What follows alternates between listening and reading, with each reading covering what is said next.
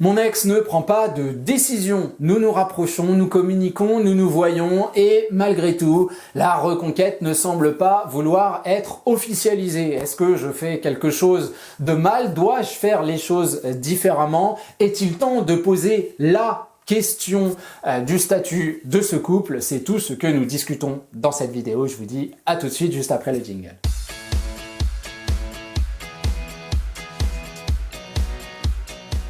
Salut à vous, c'est Jean-Baptiste de jbmarcy.com, ravi de vous retrouver aujourd'hui pour continuer nos réflexions autour de la reconquête amoureuse, bien évidemment, et s'arrêter donc sur un point qui évidemment va être psychologiquement pesant, à savoir l'idée que votre ex et vous vous rapprochez, mais qu'il ou elle ne semble pas prendre de décision officielle. On n'a pas le tampon du maire qui nous dit que c'est bon, on est ensemble, ne t'inquiète pas, le risque est toujours présent. D'ailleurs, c'est quelque chose qui vous fait peur et qui fait se dire à chaque petit pas en arrière que la reconquête amoureuse est remise en question. À côté de cela, vous avez une bonne communication, vous avez des rendez-vous et même peut-être des petits mots doux qui s'échappent de la bouche de votre ex, que ce soit votre petit surnom, que ce soit même la verbalisation sentimentale.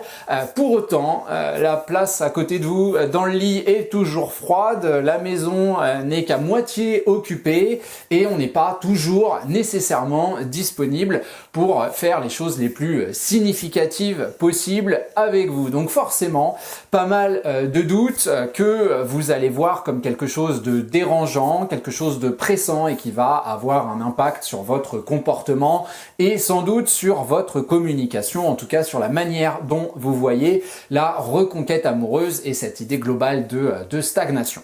D'abord, j'aimerais évidemment stipuler le fait que si j'utilise l'image du marathon pour parler de la reconquête amoureuse, c'est qu'il y a une raison. D'abord, évidemment, sur la longueur, sur la répétition des efforts, mais aussi sur le fait que, et on le sait bien, les derniers kilomètres sont toujours les plus difficiles. C'est vrai dans le marathon, c'est vrai finalement dans n'importe quel projet. On sait que lorsqu'on fait nos études, les dernières semaines avant l'examen, c'est là que c'est le plus stressant et dans n'importe quel sport, la balle de match, le penalty à la 93e minute qui donne potentiellement la victoire, c'est là que le stress va monter, c'est là que les attentes vont être gigantesques et que le risque d'erreur va lui aussi grandir de manière quasi incommensurable. Donc, pourquoi vous retrouvez-vous dans cette situation? Vous faites les efforts, vous avez envie que on vous rende l'appareil si vous voulez, vous avez envie qu'on vous poinçonne le ticket. Il y a cette notion d'injustice qui commence à grandir, de vous dire mais moi j'évolue, je communique bien, on délire, on se voit, ça se passe très bien. Il ou elle a la preuve que finalement on est dans une entente, dans un partage très intéressant et malgré tout j'ai pas encore donc cette idée d'acceptation globale et totale. Pourquoi suis-je dans cette situation? Est-ce que la personne se moque de moi? Qu'est-ce qui provoque cette insécurité dans sa tête et dans son cœur? La première idée, c'est que la première des réponses à apporter, c'est que votre ex n'est pas en contrôle, si vous voulez. On n'est pas dans une logique analytique. L'amour, c'est pas quelque chose qui est intellectuel, c'est quelque chose qui est ressenti. Aujourd'hui, vous êtes dans une construction de nouveaux souvenirs, d'une nouvelle dynamique, d'une nouvelle relation, mais pour autant, bien évidemment, les risques sont toujours présents et puis plus on va passer par l'intellectualisation, donc l'idée de décision, plus ces risques-là vont être apparents. Pourquoi? Faut quand même pas oublier que une rupture amoureuse, c'est la preuve matérielle et consommer, quelle que soit la raison de cette rupture amoureuse, qu'à un moment ou un autre, il y a eu une incompatibilité. À cause de quelque chose qu'on a dit, de quelque chose qu'on a fait, à cause d'une autre rencontre, à cause d'un environnement qui nous a poussé à la séparation. Encore une fois, si vous voulez, le constat dépend pas nécessairement, en tout cas l'importance du constat ne dépend pas nécessairement du déroulé de la rupture, mais ce qui est sûr, c'est qu'à un moment ou l'autre, votre ex a émis l'idée que ça ne marchait plus entre vous. il y a un énorme contraste dans cette idée entre le moment de la rencontre avec vous et le moment de la séparation. Lors d'une rencontre, quand on tombe amoureux de quelqu'un, qu'on construit un couple, bien évidemment, on se retrouve avec les petits papillons dans le ventre, les petits cœurs dans les yeux, on se retrouve à sourire bêtement, on a l'impression d'avoir 14-15 ans, pardon si vous avez 14-15 ans que vous regardez cette vidéo, mais l'idée c'est ça, on se retrouve un petit peu en enfance, on a l'impression justement de perdre le contrôle, de pas savoir tout expliquer. D'ailleurs, essayez d'expliquer, prenez un papier crayon et faites l'exercice, essayez d'expliquer l'état dans lequel vous vous sentiez au moment où vous avez rencontré la personne, où vous avez découvert, vous vous êtes découvert réciproquement et où l'amour est né. Avec des mots, on est bien d'accord, c'est hyper compliqué. C'est un exercice que j'ai déjà essayé de faire et je peux vous assurer que finalement, quand on lit le papier, on est bien loin du ressenti global. Pourquoi je fais un point là-dessus? Parce que tout ça, vous et votre ex l'avez ressenti. Et puis la vie, j'ai envie de dire, et puis la routine, et puis les engueulades, et puis la rencontre, les problématiques, ce qui a amené votre rupture amoureuse, qu'elle soit violente et, j'allais dire, spontanée, suite à une simple engueulade qui sort de nulle part, ou que ce soit construit au cours du temps, de manière latente et lancinante, il y a eu ce moment où on vous a dit stop. Et le contraste, il est là. Au moment où on se met avec vous, c'est pas pour vous planter un couteau dans le dos 3 mois, 10 ans plus tard, si vous voulez, selon la durée de votre relation. Donc, il y a de la déception, il y a un constat d'échec, il y a cette impression qu'on peut vivre quelque chose de positif et que derrière, l'assurance que tout soit parfait, tout soit magnifique et que ça dure dans le temps, elle n'est jamais présente à 100%. Alors vous me direz, et je vous dirai que vous avez raison, que de toute façon, la logique de couple, c'est aussi une logique de risque. Je veux dire, en plus avec le métier que je fais, je peux vous assurer que des couples qui sont restés très longtemps ensemble, qui avaient l'air de très bien fonctionner, et puis qui effectivement débouchent sur une rupture amoureuse, j'en vois tous les jours.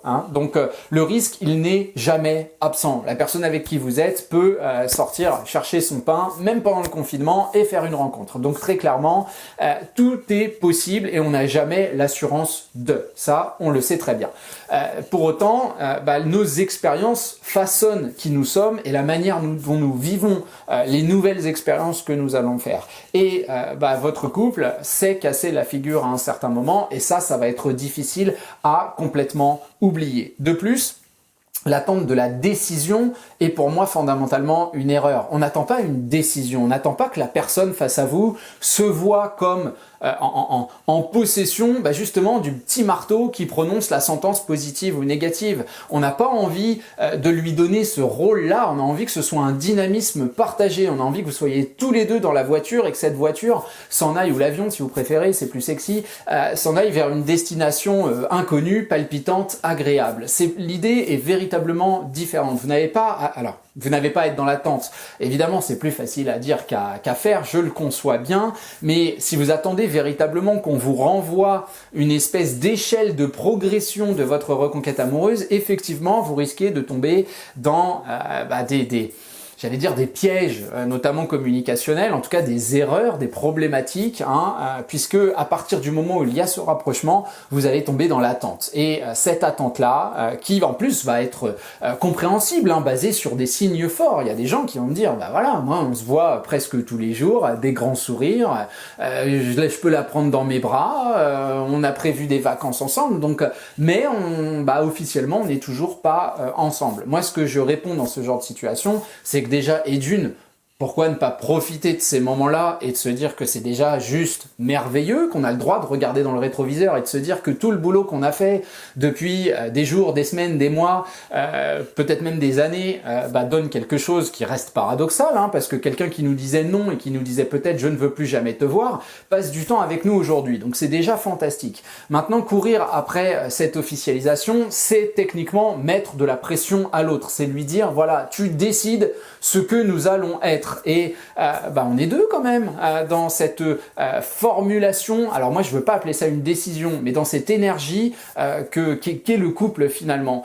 Et puis en plus, on va rajouter l'idée qu'au XXIe siècle, la forme du couple n'est plus forcément la forme traditionnelle où on va vivre ensemble et où tout va s'organiser de manière bien carrée. Alors je sais que certains vont me dire, mais moi je veux vivre avec la personne que j'aime et je l'entends, mais dans une reprise de relation, il est pas forcément inconcevable de se dire que chacun vivra chez soi au départ pour voir si effectivement les choses fonctionnent, parce que c'est sur le terrain que votre ex a besoin de réaliser les choses. On est en train de construire du souvenir, on est en train de construire de l'énergie, du dynamisme, une crédibilisation de ce qu'est votre changement, de ce qu'est votre communication, de ce qu'est votre état d'esprit. Il y a un risque, c'est que si on vous donne le papier, derrière, vous vous dites hop, moi c'est les vacances, ça y est, j'ai eu mon examen, maintenant les efforts, un petit peu, je vais toujours être marrant quand j'envoie un texto, et puis on va se faire Disney, ça va être cool, mais le reste du temps, vous allez peut-être plus avoir la tête à l'objectif qui est le fait d'arroser la plante, le fait d'effectivement entretenir un relationnel qui soit extrêmement dynamique pour les deux personnes. Donc les risques communicationnels dont je parlais, ça va être évidemment la grande déclaration d'amour avec nécessité de réponse, donc on va appeler ça un ultimatum techniquement, voire un véritable ultimatum qui lui soit quasi guerrier, quasi définitif, du style, et j'ai déjà vu ça, maintenant tu prends une décision où on arrête tout parce que moi ça me fait du mal. Le problème de ce genre d'idée, c'est que finalement, vous êtes en train de déconstruire tout le naturel que vous avez construit jusqu'ici. Vous êtes en train d'accepter l'idée de stratégie, vous êtes en train d'accepter l'idée que tout ce que vous avez fait n'avait qu'un seul objectif, c'est d'être avec votre ex. Alors j'entends que certains ont cette vision-là, véritablement, c'est pas ça que j'essaye de partager. Le slogan du site internet que j'entretiens, c'est quand même la reconquête de l'autre à travers la reconquête de soi. Et il y a vraiment cette idée que je veux que vous preniez plaisir dans ce déroulement-là. Je veux que vous arriviez à un certain moment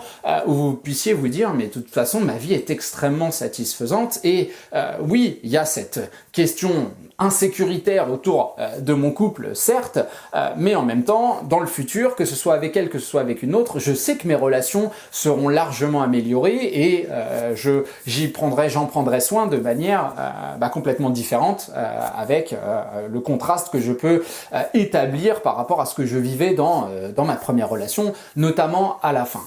Donc on est dans ces idées que les ultimatums c'est vraiment pas une bonne idée, et quelle que soit la manière dont vous le fassiez, que ce soit par oral, que ce soit par écrit aussi, parce que l'idée d'écrire des lettres à ce moment-là est quelque chose qui revient de temps à autre, et le problème pour moi c'est toujours et encore cette question de focus. Pour la reconquête, c'est comme la pub qu'on avait à l'époque sur les frites, McCain, que je répète souvent, c'est ceux qui en parlent le moins, qui en mangent le plus. L'idée c'est vraiment ça. Maintenant, si vous voulez faire bouger les choses, ce qui est évidemment le but de notre travail tous ensemble, il y a peut-être des moyens alternatifs plutôt que de mettre les pieds dans le plat et de lui dire bon alors maintenant il faut que tu me dises si tu laisses tes petites culottes dans la table de nuit ou pas, si vous voulez, avec cette question en disant si tu les mets pas, par contre faudra plus jamais revenir à la maison. On comprend que c'est un petit peu difficile, puis c'est un manque de respect finalement vis-à-vis du doute qui est tout à fait légitime de la personne qu'on a face à nous.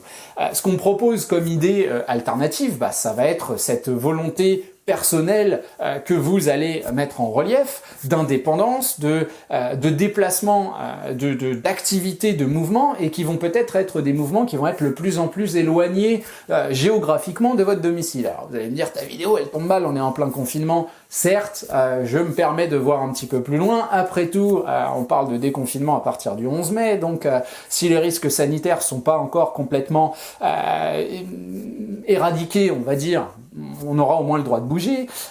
Donc voilà, il y aura les implications que ça aura, mais on aura la possibilité de.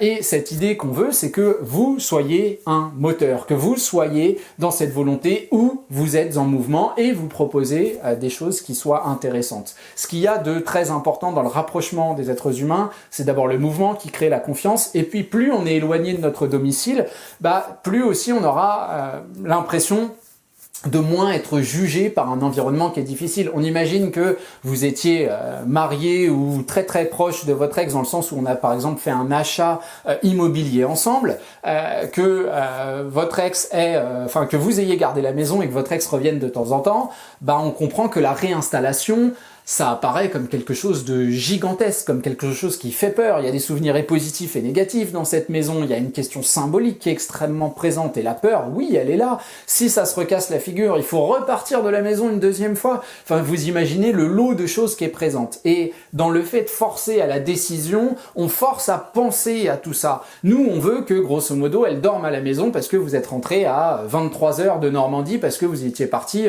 à Etretat manger des moules, quoi, techniquement, parce que vous aviez super faim et que là-bas, les moules, elles sont bonnes, quoi. Et l'idée, c'est ça, on veut que ce soit organisé de manière le plus dynamique possible. Et on veut cette capacité, effectivement, d'indépendance où ces projets-là, ces idées-là, vous allez les mener pour vous. Je sais pas, l'exemple que je prends toujours, c'est ce que j'avais fait, moi, à l'époque, étant plus jeune, partir en festival de musique. Alors, ça paraît très simple, sauf que le point d'orgue de ces festivals, bah, ça se passait à Budapest. Donc, effectivement, la personne que j'ai emmenée avec moi et qui, à l'époque, était pas encore ma copine, elle est devenue sur place. Pourquoi? Parce qu'on est arrivé, quand on est arrivé sur le campus, c'est là qu'elle m'a demandé, à la base je lui avais expliqué qu'on allait voir de la bonne musique, des gros concerts, il y avait quand même du Radiohead, de Iggy Pop, Mon Placebo, c'est discutable en termes de bonne musique, mais c'est un gros groupe quand même, il y avait Prodigy, enfin voilà, des trucs que personnellement j'aime bien. Quand je dis ça à la nénette qui était avec moi, bien sûr je te suis et tout, je lui explique, bon c'est un petit peu loin, en plus on y va en stop à l'époque, j'étais un petit peu en mode aventurier, Indiana Jones mais sans le chapeau et sans le lasso, enfin le fouet, et l'idée c'est un petit peu qu'une fois sur place, c'est pour de vrai quoi. La nanette elle me dit mais en fait je dors où, ça se passe comment?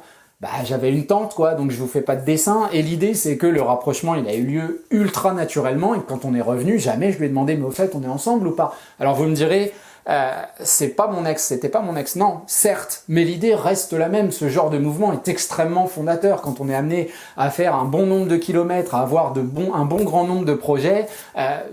Très naturellement, on va un petit peu suivre la personne qui est autour de nous, et ça c'est quelque chose sur lequel vous pouvez vous interroger. Les week-ends, les sorties les plus intéressantes que vous avez pu faire, il y a toujours eu un moteur de cette idée-là, et parfois ça a peut-être été un ami qui vous a dit tiens moi je pars, je sais pas, skier en Suisse machin, il reste une place dans le chalet, vas-y viens.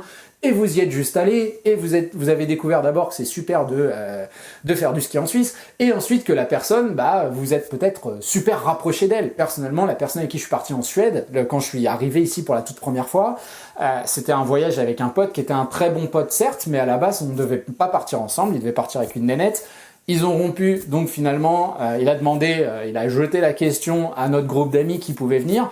À cette époque-là, j'avais pas de boulot, donc je fais vas-y, moi je viens, et c'est là qu'on s'est vraiment rapprochés aussi pendant le voyage. Pourquoi? Parce qu'on était dans la même voiture à faire tout le tour de l'Europe, à s'arrêter un petit peu dans toutes les villes, à découvrir pas mal de choses très intéressantes, donc forcément, ça nous a rapprochés de manière extrêmement naturelle. Quand en plus on a un passif, c'est peut-être plus facile aussi, je sais pas moi, autour d'un feu de camp en Autriche, d'avoir un sourire jusque-là, de se rappeler des choses extrêmement intéressantes, et de pas là pour le coup s'arrêter à la prise de décision. Donc vous voyez que je vous parle finalement de choses simples, naturelles, et que vous pouvez déjà organisé à travers la visualisation. Cette idée, quand vous voyez votre ex, puisque dans la situation qu'on prend dans cette vidéo, il y a déjà une bonne communication, il y a déjà de potentiels rendez-vous, mettez ces choses en place, dites-lui, voilà, moi j'ai prévu d'aller en Slovaquie, en Hongrie, en Norvège, voir les orques. Vous avez déjà cette planification-là, et encore une fois, toujours les mêmes logiques, la personne vient, ça va être génial, la personne vient pas, elle aura la photo de Zoé et Willy, quoi. Et puis elle va voir que finalement, tout ne dépend pas d'elle, et qu'elle a beaucoup de choses à gagner dans l'idée de vous accompagner. On comprend que recevoir ce genre d'informations, c'est quand même beaucoup plus intéressant qu'un ultimatum qui lui dit maintenant, t'es avec moi, on part en Norvège, t'es pas avec moi, tu vas te faire foutre. On est bien d'accord que techniquement, psychologiquement et puis de manière sentimentale, on va pas recevoir l'information de la même manière. La reconquête amoureuse, c'est pas une décision. Voilà, c'est une énergie. Donc techniquement, on ne veut pas qu'elle prenne de décision ou qu'il prenne de décision. On a envie qu'il ou elle se laisse aller au mouvement, et on a quand même pas mal d'armes pour faire tout ça. Voilà, j'espère que cette idée vous parle. Toujours notre idée de linéarité, de déplacement de focus et de travail sur soi, de grand sourire, d'énergie. Ce sont des termes qui reviendront absolument toujours. Je vous abandonne là pour cette semaine. N'hésitez pas à liker la vidéo, la partager, la commenter, et je vous retrouve tout simplement la semaine prochaine. Je vous dis à bientôt. Ciao, ciao.